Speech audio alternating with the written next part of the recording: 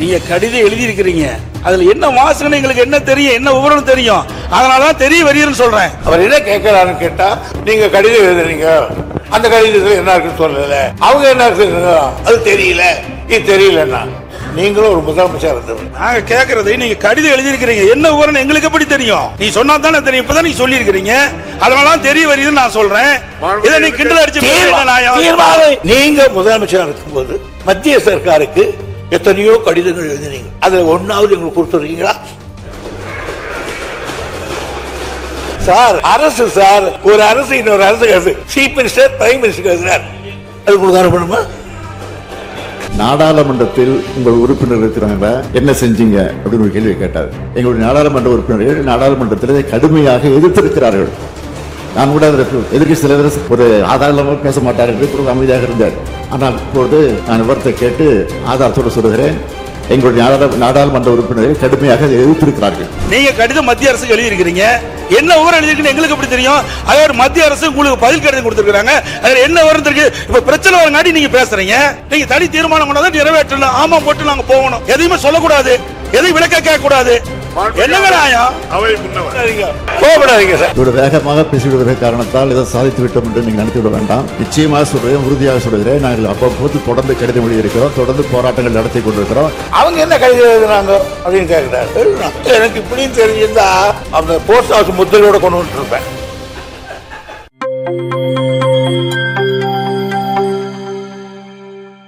மாண்புமிகு எதிர்க்கட்சி தலைவர் அவர்கள், மாண்புமிகு பேரவைத் தலைவர்களே, மதுரை மாவட்டம் மேலூர், அரிட்டாப்பட்டி, நாய்க்கர்பட்டி உள்ளிட்ட பல சுற்றுவட்டார கிராமங்களில் டங்ஸ்டன் சுரங்கம் அமைப்பதற்கு மத்திய சுரங்கத்துறை உரிமை வழங்கியதால் அப்பகுதியில் பெரும் பதற்றம் நிலவுவதாகவும், இதன் காரணமாக மாண்புமிகு முதலமைச்சர் அவர்கள் மாண்புமிகு பாரத பிரதமர்களுக்கு 20/11/2024 அன்று கடிதம் எழுதியதாகவும் இந்த அரசின் செய்தி குறிப்பில் தெரிவிக்கிறது.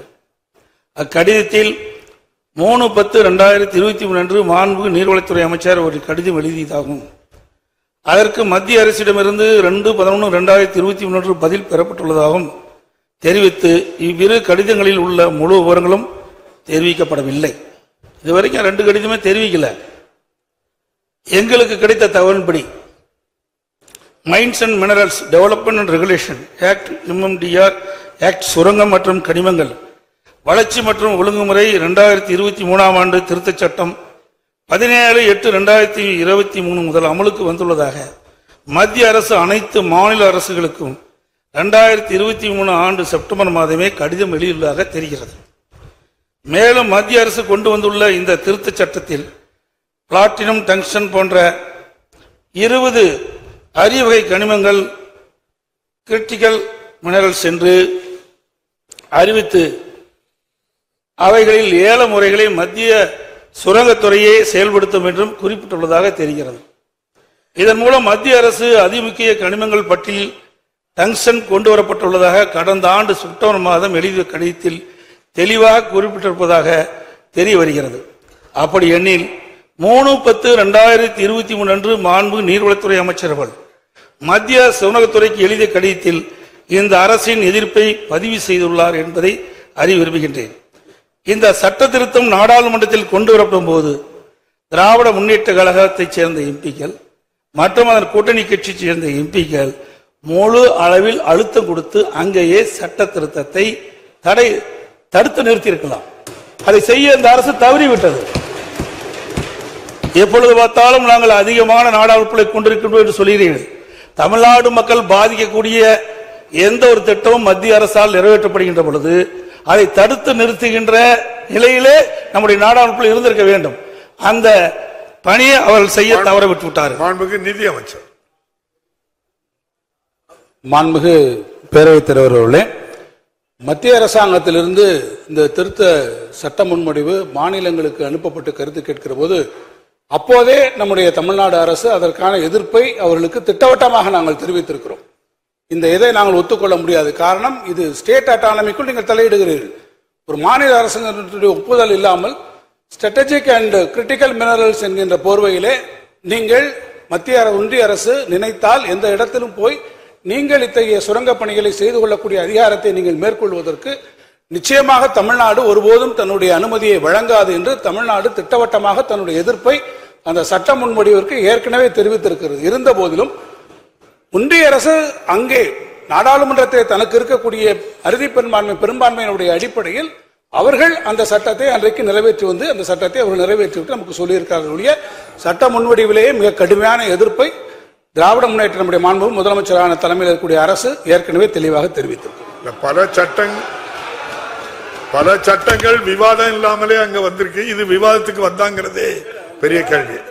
எதிர்ப்பு தெரிவிச்சு சொல்றீங்களா மாண்பு பேரவைத் தலைவர் அவர்களே? இதே போல்தான் மாண்பு அம்மாவுடைய அரசு இருந்த பொழுது காவிரி நதிநீர் பிரச்சனை சம்பந்தமாக உச்ச நீதிமன்றம் அளித்த தீர்ப்பை அப்பொழுது இருந்த மத்திய அரசு நிறைவேற்ற காலதாமதம் செய்த காரணத்தினால் அதை நிறைவேற்ற வேண்டும் என்று அனைத்து இந்திய அண்ணா திராவிட முன்னேற்ற கழக நாடாளுமன்ற 37 பேர் தொடர்ந்து 22 நாட்கள் அவையை ஒத்திவைக்கின்ற ஒரு சூழலை உருவாக்கணும். அப்படி மாநில உரிமை பறிபோகின்ற பொழுது தேர்ந்தெடுக்கப்பட்ட நாடாளுமன்ற உறுப்பினர்கள் அங்க தகுந்த அழுத்தத்தை கொடுத்திருக்கணும். மெஜாரிட்டி நிறைவேற்றப்பட்ட நம்ம சந்திக்கிறோம்ல, பாதிக்கப்பட்டது தமிழ்நாடு மக்கள் தானே. அதை நிறைவேற்ற வேண்டிய கடமை உங்களிடத்தில் இருக்கின்றது. அதுக்குதான் நாடாளுமன்ற தமிழ்நாட்டு மக்கள் தேர்ந்தெடுத்து அனுப்பிச்சு வச்சிருக்கிறாங்க. சட்டம் நிறைவேற்றப்பட்டு விட்டது. அந்த சட்டத்தின் அடிப்படையில் அவர்கள் அந்த சுரங்க ஏலத்தை நடத்துகின்றார்கள்.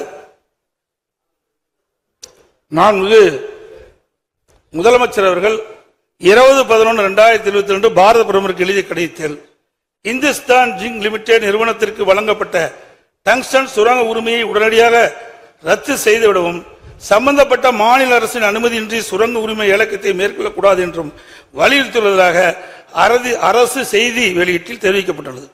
மேலும் அந்த செய்தி குறிப்பிலேயே மாண்புமிகு நீர்வளத்துறை அமைச்சர்கள் கடந்த ஆண்டு அக்டோபர் 3ஆம் தேதி 3/10/2023 மத்திய அரசுக்கு கடிதம் ஒன்றை எழுதினதாகவும் அந்த கடிதத்திற்கு உடனடியாக 2/11/2023 என்று பதிலளித்த மத்திய சுரங்கத்துறை மாநில அரசின் கோரிக்கையை நிராகரித்ததாகவும் தெரிய வருகிறது. மத்திய நீர்வளத்துறை அமைச்சர் 3/10/2023 கடிதமும் அதற்கு மத்திய சுரங்கத்துறை அமைச்சர் 2/11/2021 பதில் கடிதங்கள் வழங்கப்பட்டதில் அதன் முழு உரம் இதுவரைக்கும் தெரிவிக்கல. தனி தீர்மானத்தில் நீங்க கொண்டு வரல. மேலும் மத்திய அரசு இந்த ஆண்டு 2024 பிப்ரவரி டங்ஸ்டன் சுரங்கத்திற்கு ஒப்பந்த வெளியிட்ட பொழுது இந்துஸ்தான் ஜிங்க் லிமிடெட் நிறுவனம் டங்ஸ்டன் சுரங்க உரிமையை இறுதி செய்யப்படும் வரை, அதாவது 7/11/2024 வரை சுமார் 10 மாதங்கள் இந்த அரசு அமைதியாக இருந்துள்ளது. ஏன்னா 10 மாத காலம் இடைவெளி இருக்குது. அப்பொழுதாவது தங்களுடைய எதிர்ப்பை தெரிவிச்சிருக்கலாம். அது வரைக்கும் தெரிவிக்கவில்லை. ஒப்பந்த புள்ளி கோருவதை கைவிடுங்கள் என்று மாநில அரசு மத்திய அரசை கோரவில்லை என்று மத்திய சுரங்கத்துறை தனது எக்ஸ் பக்கத்தில் தெளிவாக குறிப்பிட்டிருக்கின்றது. ஆகவே மாநில அரசு உரிய நேரத்தில் மத்திய அரசுக்கு தங்களுடைய கருத்துக்களை தெரிவிக்காத காரணத்தினால் இப்படிப்பட்ட நிலைமைக்கு நாம் தள்ளப்பட்டிருக்கின்றோம்.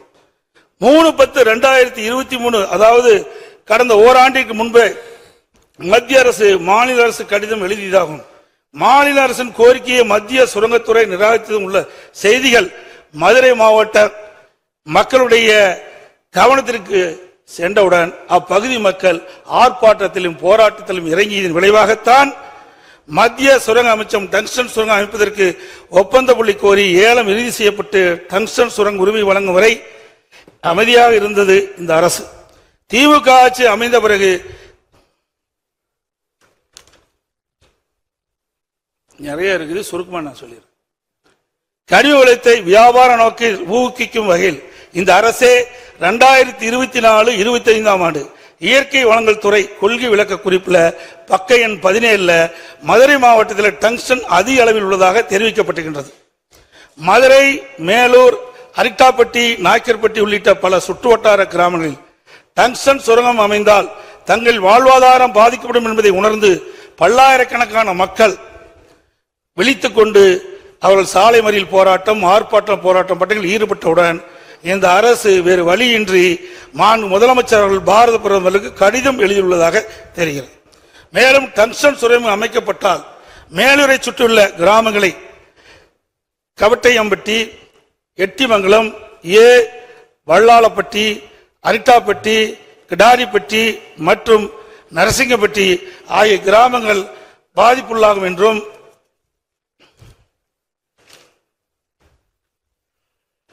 அவற்றில் அரிட்டாப்பட்டி ஒரு பல்லுயிர் பெருக்க வரலாற்று தலம் என்றும் இது குடவரை கோயில்கள், சிற்பங்கள், சமண சின்னங்கள், தமிழ் பிராமி எழுத்துக்கள் மற்றும் பஞ்சபாண்டவர் கல் படுக்கைகள் உள்ளிட்ட தொல்பொரு நினைவு சின்னங்கள் பிரபலமானது என்று குறிப்பிட்டு தற்போது பிரதமருக்கு கடிதம் எழுதியுள்ளதாக சுரங்க ஏலம் விடப்பட்டுகின்றது.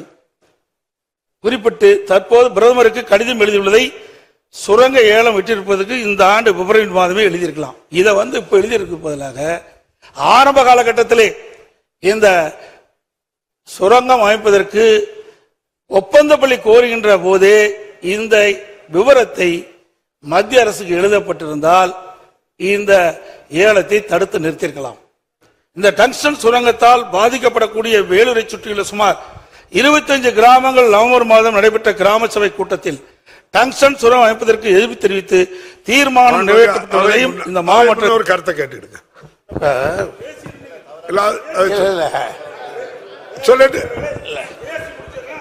இல்ல அவை ஒரு கருத்தை கேட்டுடும் இருங்க. உங்களுக்கு பேச வாய்ப்பு தரப்படல. நீங்க எவ்வளவு முழு கருத்து ஒரு செய்தி அவங்க கருத்தையும் கேட்டு நீங்க பேச போறீங்க.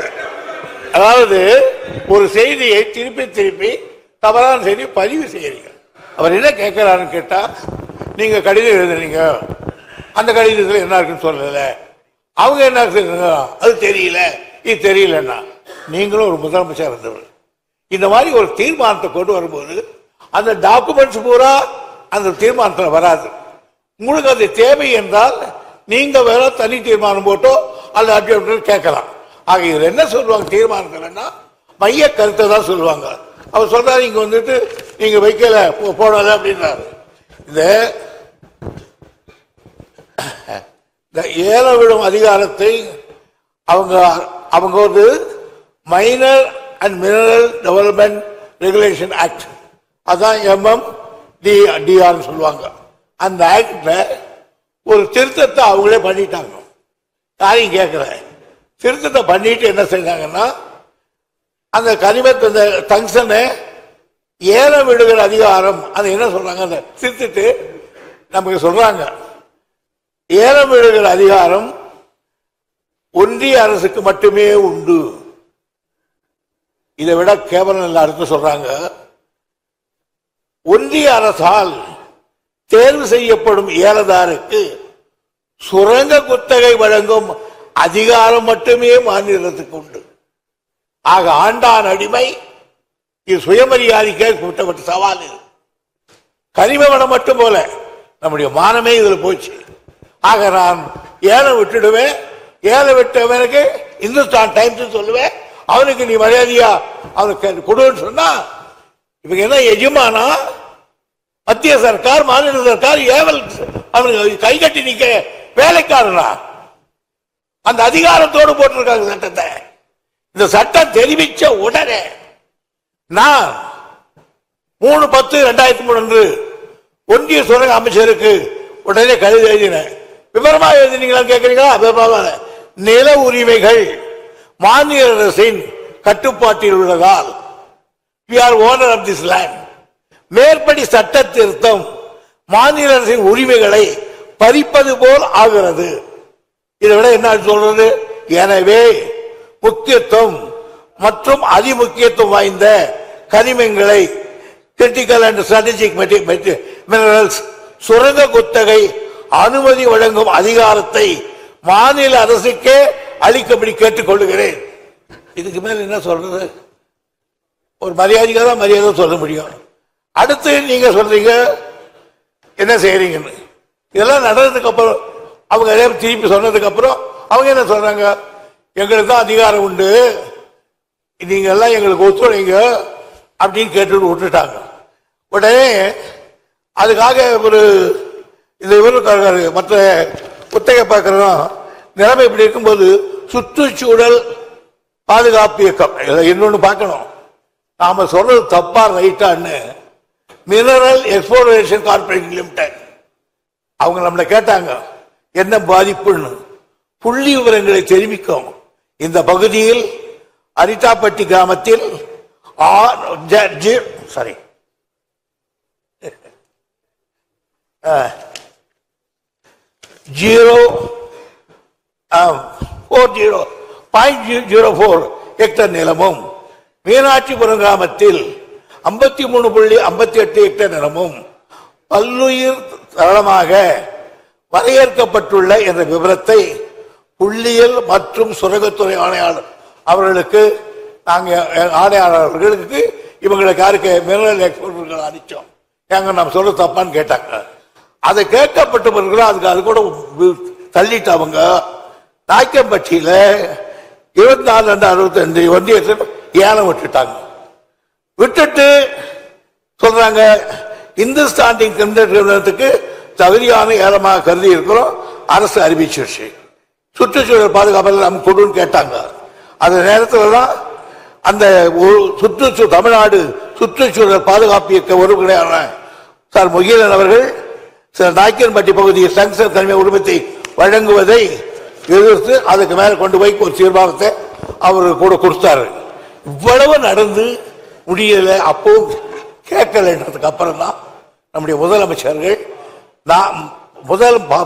பிரதமருக்கே ஒரு கடிதத்தை அற்புதமாக எழுதினார். இதாவது இப்படி டங்ஸ்டன் சுரங்கத்தை கைவிடவே ஒன்றிய சுரங்க அமைச்சருக்கு அறிவுறுத்துமாறு அந்த அமைச்சருக்கு எழுதினேன். தலைவர் என்ன எழுதுகிறார், முதல்வர் எழுதுகிறார், பிரதமருக்கு எழுதுகிற கடிதத்தில் இந்த பகுதியிலே டங்ஸ்டன் சுரங்கத்தை திட்டத்தை கைவிட ஒன்றிய சுரங்க அமைச்சருக்கு அறிவுறுத்துமாறு மாண்புமிகு தமிழக முதல்வர் தனது 28/11/2004 கடிதத்தில் குறிப்பிட்டு பிரதமருக்கு கடிதம் எழுதினார். பிரதமரும் பேசாமட்டார். ஏன் இந்துஸ்தான் லிமிடெட் வேதாந்தா பிரகாரம் அதனால நாங்க எல்லாத்தையும் செய்யாமல் நாங்க செய்திருவோம். நீங்களே என்ன பேர் சொல்றீங்க, தெரிய வருகிறது. ஏன்னா உங்களுக்கு மெட்டீரியல் இல்ல, தெரிய வருகிறது. உங்களை தப்பா நான் சொல்லல. நீங்கள் முதலமைச்சர் நிர்வாகத்தில் அப்படிதான் இருக்கும். ஒரு தீர்மானத்தை போடுவோம், அவ்வளவுதான். மாண்புமிகு எதிர்க்கட்சி தலைவர் அவர்கள், மாண்புமிகு பேரவைத் தலைவர்களே, ஒரு மூத்த உறுப்பினர் தன்னுடைய பேச்சில நிறைய சர்ச்சைன்னு சொல்றாரு. நாங்க கேட்கறதை நீங்க கடிதம் எழுதியிருக்கிறீங்க, என்ன விவரம் எங்களுக்கு எப்படி தெரியும்? நீ சொன்னா தானே தெரியும். இப்பதான் நீங்க சொல்லி இருக்கிறீங்க, அதனாலதான் தெரிய வருதுன்னு நான் சொல்றேன். இதை நீ கிண்டல் அடிச்சு இப்பதானே வருது, இப்பதான் கடிதம் நாங்க அங்க இருந்த கடிதத்தை உங்களுக்கு கொண்டு அனுப்பணுமா? இல்ல அவங்க அதாவது நீங்க சொன்னது அவங்க என்ன சொன்னா தெரிய வருகிறேன்னு தான் நீங்க சொல்ல முடியும். உங்களுக்கு கவனத்துக்கு நாங்க தரலங்கிறத அவை முன்னவர் தெளிவுபடுத்திட்டாங்க. எங்களை பேச விடுங்க பேரவைத் தலைவர்களே. பேரவைத் தலைவர்களே, தாங்கள் எழுதிய கடிதம் எங்களுக்கு எப்படி தெரியும்? நீங்கள் அதை வெளியிட்டு எங்களுக்கு தெரியும். அதான் தெரிய வருகிறது நான் சொல்றேன். தெரிய வரை சொல்ல மாட்டேன் விளக்கம் நீங்க சொல்லி இருக்கிறீங்க. அதைத்தான் அவங்க பதிவு பண்ணாங்க. நீங்க இப்படித்தான் எழுத முடியும்னு சொன்னாங்க. அவை எதிர்கட்சி தலைவர்கள் அனுபவமிக்க பேர், முதலமைச்சர் இருந்தவர், அமைச்சராக இருந்தவர். நீங்க முதலமைச்சராக இருக்கும்போது மத்திய சர்க்காருக்கு எத்தனையோ கடிதங்கள் எழுதினீங்க. அதுல ஒன்னாவது எங்களுக்கு கொடுத்துருக்கீங்களா? இன்னைக்கு சார் அரசு சார் ஒரு அரசு இன்னொரு அரசு சீஃப் மினிஸ்டர் பிரைம் மினிஸ்டர் எழுதினார், அது உங்களுக்கு அனுப்பணுமா? நியாயமா இருக்கு. நீங்க ஒண்ணு கேட்கல சார், இது ஆதரிக்கிறீங்களா எதிர்க்கிறீங்களா சொல்லி விடுங்க, முடிச்சிடலாம். மாண்புமிகு முதலமைச்சர் அவர்கள், மாண்புமிகு முதலமைச்சர், மாண்புமிகு பேரவைத் தலைவர் அவர்களே, இங்க எதிர்க்கட்சி தலைவர் அவர்கள் நாடாளுமன்றத்தில் உங்கள் உறுப்பினர் இருக்கிறாங்களா, இவ்வளவு பேர் இருக்கிறாங்கன்னு பெருமையா பேசுறீங்களா, என்ன செஞ்சீங்க அப்படின்னு ஒரு கேள்வி கேட்டார். எங்களுடைய நாடாளுமன்ற உறுப்பினர்கள் நாடாளுமன்றத்தில் கடுமையாக எதிர்த்திருக்கிறார்கள். நான் கூட எதிர்க்கட்சி தலைவர் ஒரு ஆதாரமாக பேச மாட்டார் என்று கூட அமைதியாக இருந்தார். ஆனால் இப்பொழுது நான் விவரத்தை கேட்டு ஆதாரத்தோடு சொல்லுகிறேன். எங்களுடைய நாடாளுமன்ற உறுப்பினர்கள் கடுமையாக எதிர்த்திருக்கிறார்கள். அது மட்டுமல்ல, அங்கே போராட்டத்தில் ஈடுபட்ட நேரத்தில் அந்த மாவட்டத்தில் அமைச்சராக இருக்கக்கூடிய மூர்த்தி அவர்கள் நேரடியாக சென்று அவர்களுக்கு இந்த போராட்டத்தினுடைய தன்மையை பற்றி அறிந்து கொண்டு அதை நிறுத்துங்கள், உங்களுக்கு ஆதரவாக இந்த அரசு இருக்கும் என்று சொல்லி அதற்கு பிறகு முதலமைச்சர் கடிதம் எழுதியிருக்கிறார் என்ற விவரத்தையும் சொல்லி சட்டமன்றத்தில் இது போன்ற தீர்மானத்தை நான் கொண்டு வரப்போகிறோம் என்பதையும் அந்த போராட்டத்தில் ஈடுபட்டிருக்க கூட்டத்தில் சொல்லி அதற்கு பிறகுதான் இந்த தீர்மானம் வந்திருக்கிறது என்பதை நம்முடைய எதிர்க்கட்சி தலைவர்கள் புரிந்து கொள்ள வேண்டும் என்பதை தெரிவித்துக் கொள்கிறேன். மாண்புமிகு அவை முன்னவர். மாண்புமிகு எதிர்க்கட்சி தலைவர் கூட திமுக எதிர்க்கவில்லைன்னு சொல்ல, தெரிகிறது சொன்னார். எதிர்க்கவில்லை என்று தெரிகிறது, அதே சொல்றீங்களா சார் நீங்களா சார்? மாண்புமிகு எதிர்க்கட்சி தலைவர். மாண்புமிகு பேரவைத் தலைவர்களே, நீங்க கடிதம் எழுதியிருக்கிறீங்க, அதுல என்ன வாசகம் எங்களுக்கு என்ன தெரியும், என்ன விவரம் தெரியும், அதனாலதான் தெரிய வருகிறேன்னு சொல்றேன். ஆகவே ஒரு பொருள் தெரிஞ்சாதானே சொல்ல முடியும். நீங்க கடிதம் மத்திய அரசுக்கு எழுதியிருக்கிறீங்க, என்ன விவரம் எழுதிருக்குன்னு எங்களுக்கு எப்படி தெரியும்? அதே மத்திய அரசு உங்களுக்கு பதில் கடிதம் கொடுத்திருக்காங்க, அதுல என்ன விவரம் இருக்கு? இப்ப பிரச்சனை வரங்காட்டி நீங்க பேசுறீங்க, அந்த பிரச்சனை எங்களுக்கு ஆழம் தெரிஞ்சிருக்க வேணும்ல எதிர்க்கட்சிக்கு, அதை நீ வெளிப்படுத்தலையே. நிறைய கடிதங்கிறது இது முக்கியமான பிரச்சனை, மக்களுடைய பிரச்சனை, மக்கள் வாழ்வாதார பிரச்சனை, மக்கள் பாதிக்கப்படுகின்ற பிரச்சனை. அப்படி பிரச்சனை வருகின்ற பொழுது நீங்க தனி தீர்மானம் கொண்டு வருகின்ற பொழுது அந்த விவரம் எதிர்க்கட்சிக்கு தெரிய வேணும்ல, மக்களுக்கு தெரிவிக்கப்பட வேணும்ல. நீங்க தனி தீர்மானம் கொண்டு நிறைவேற்றணும், ஆமாம் போட்டு நாங்க போகணும், எதையுமே சொல்லக்கூடாது, எதையும் விளக்க கேட்க கூடாது.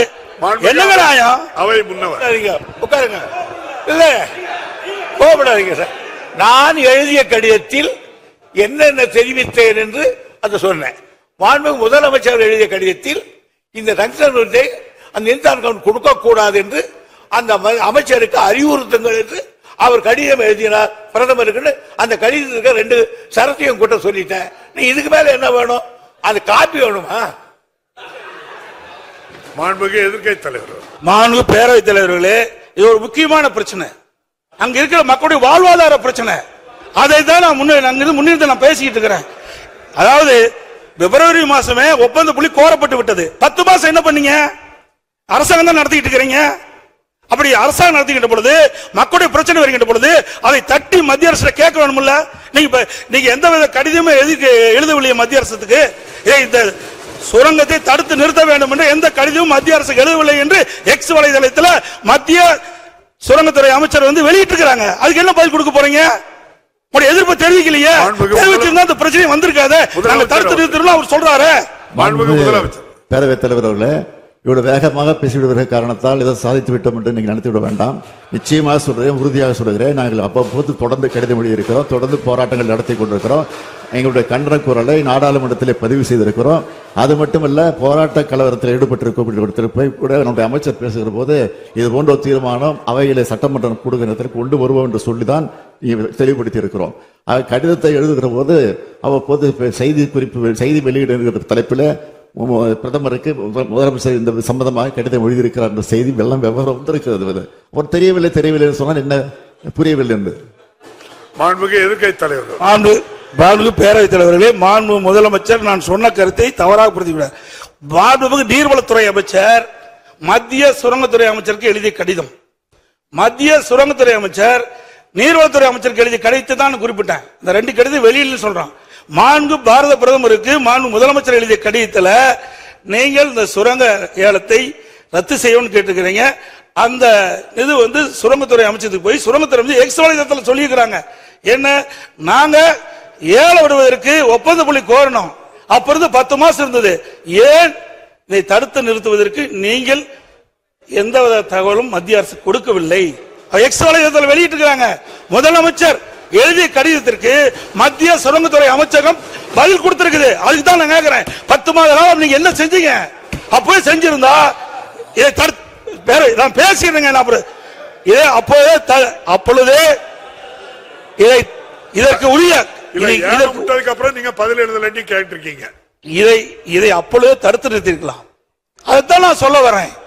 நீங்க 10 மாத காலமாக இந்த அறிவிப்பு வெளிவந்த ஒப்பந்தம் வெளியிட்ட பிறகு டங்ஸ்டன் சுரங்கம் அமைப்பதற்கு ஒப்பந்தம் கோரப்பட்டு 10 மாத காலமாக நீங்கள் எங்களுக்கு எந்த தகவலும் கொடுக்கப்படவில்லை அப்படி என்று எக்ஸ் முதலமைச்சர் எழுதிய கடிதத்திற்கு எக்ஸ் வலைத்தளத்தில் மத்திய சுரங்கத்துறை அமைச்சகம் கொடுத்திருக்குது. அதுதான் நான் கேட்கிறேன். அவை முன்னவர் நீங்க நீர்வளத்துறை அமைச்சர் எழுதினார், முதலமைச்சர் எழுதினார், அவங்க என்ன கடிதம் எழுதுனாங்க அப்படின்னு கேட்கிறாரு.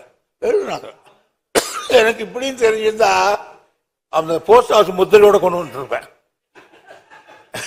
2/11/2023 அன்று ஒன்றிய சுரங்கத்துறை அமைச்சர் அளித்த பதிலில் உரிய சட்ட திருத்தங்களை மேற்கொண்ட பிறகே இந்த ஏலம் விடுவதாகவும் தேசிய அளவிலான தேவைகளை கருத்தில் கொண்டு மாநில அரசுகள் இந்த கொள்கைக்கு ஒத்துழைக்க வேண்டும் என்று குறிப்பிட்டிருந்தார். இல்லை என்றார்.